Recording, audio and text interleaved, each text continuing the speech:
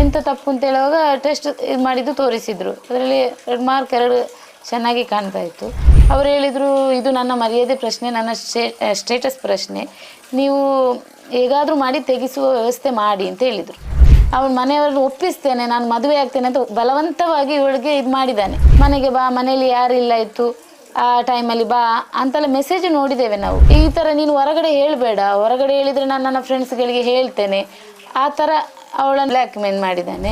ಮೋಸ ಹೋಗಿದ್ದಾಳೆ. ಅವನ ಜೊತೆ ಅವನು ಒತ್ತಾಯಪೂರ್ವಕವಾಗಿ ಮಾಡಿದ್ದಾನೆ. ಇವಳು ನಂಬಿದ್ದಾಳೆ ಅವನನ್ನು, ಇವನು ನನ್ನನ್ನು ಮದುವೆ ಆಗ್ತೇನೆ, ಈಗಲೂ ನಂಬಿ ಕೂತಿದ್ದಾಳೆ, ಸರಿ ನನ್ನನ್ನು ಮದುವೆ ಆಗ್ತೇನೆ ಅಂತ.